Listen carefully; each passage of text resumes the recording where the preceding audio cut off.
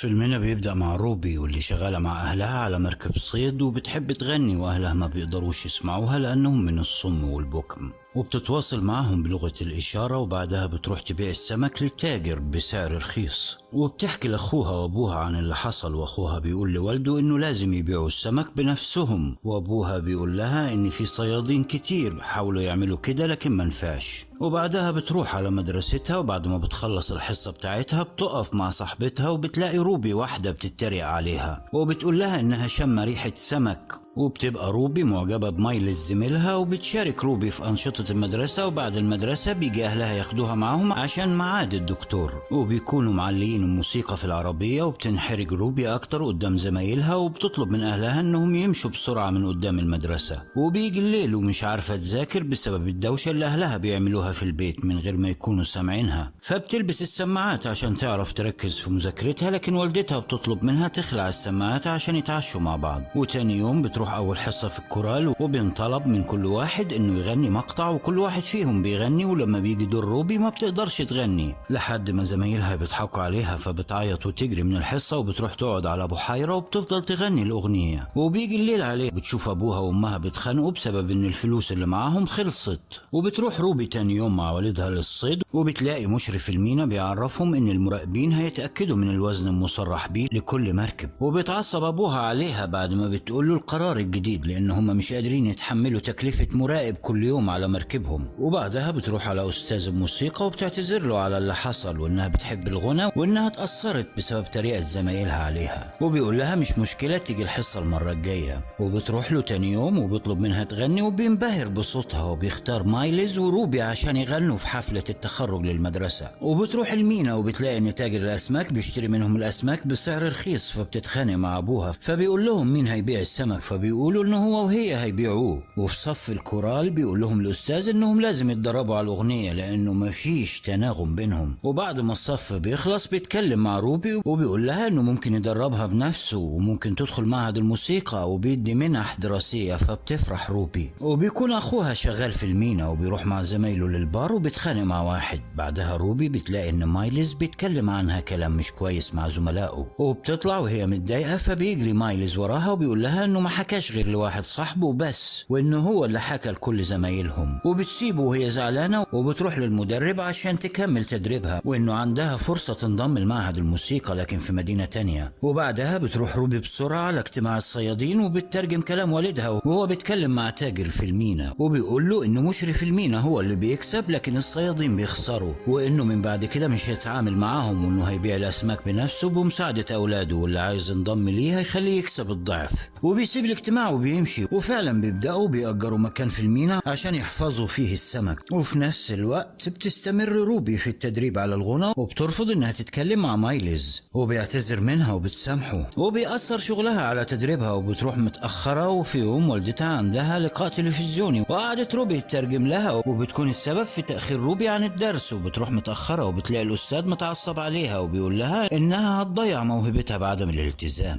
فبتقرر انها تكلم اهلها وتقول لهم انهم انانيين وبيفكروا في نفسهم وانهم مش عايزينها تتقدم وتروح معهد الموسيقى وانها تعبت منهم. وبيزعلوا جدا لانها هتنفصل عنهم. تاني يوم روبي ما بتروحش الصيد وبيضطروا يبحروا لوحدهم، ومراقبة الصيد بتكلمهم فما فيش حد بيرد عليهم، فبيعرفوا انهم من الصم والبكم. وبتتصل بغفر السواحل عشان يساعدوها وبيسحبوا منهم رخصة الصيد بسبب تجاهل نداء الشرطة ليهم. وبتكون روبي مبسوطة مع مايلز وبتقضي وقت سعيد وهم بيلعبوا في البحر. لما بترجع البيت بتلاقي كل عيلتها قاعدين زعلانين بسبب ان الشرطة سحبت منهم رخصة الصيد، وده كله بسببها وبسبب انها سابتهم لوحدهم. ثاني يوم بيروحوا للمحاكمة وبتطبق عليهم غرامة قدرها $2500، وان لازم يبقى معهم شخص قادر يسمع اي انذار او نداء بعد كده ويكون موجود بشكل مستمر. وبيرجعوا كلهم للبيت. تاني يوم بيقول لهم ابوهم انه هيبيع المركب، وبتقول لهم روبي انها هتأجل الجامعة بتاعتها شوية وهتفضل معاهم لحد ما التجارة بتاعتهم تنجح. فبيتضايق اخوها وبيسيب الاكل وبيقوم وبتشتري لها امها فستان عشان حفلة التخرج، وبتقول لها انها لما اتولدت وعرفوا انها قادرة تسمع هي خافت انها ما تقدرش تتواصل معاها، وانها لما تبقى ام صماء مش هتقدر تربي بنتها كويس. فبتحضنها روبي وتاني يوم بتروح تدور على اخوها وبيقول لها ان صاحبتها قالت له ان عندك موهبة وحرام تحرمي نفسك من الفرصة دي، وبتقول له ما تقدرش تسافر وتسيبهم، وقال لها انه اخوها الكبير ويعرف يتصرف، وانها قبل ما تتولد كانوا عارفين يتصرفوا مع الناس. وبيحضر اهلها الحفل، ولما بتبدأ تغني كل الناس بينبسطوا بصوتها، واهلها بيبصوا للناس وبيلاقوهم مبسوطين وبينبسطوا هم كمان. ولما بتخلص الحفلة بيقابل استاذ روبي اهلها ويقول لهم ان بنتهم موهوبة جدا ولازم تدخل معهد الموسيقى، لكن روبي بتقول له انها مش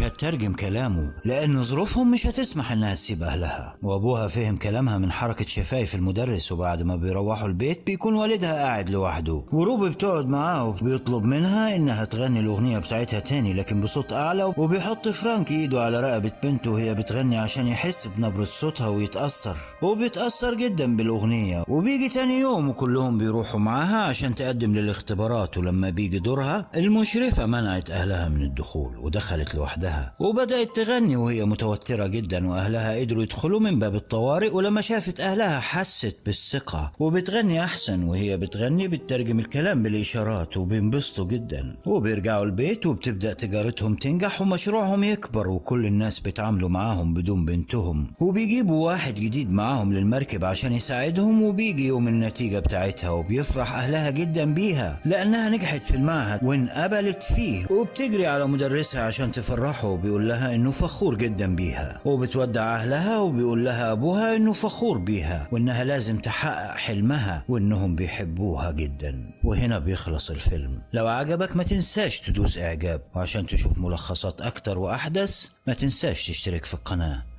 قناة مامو افلام.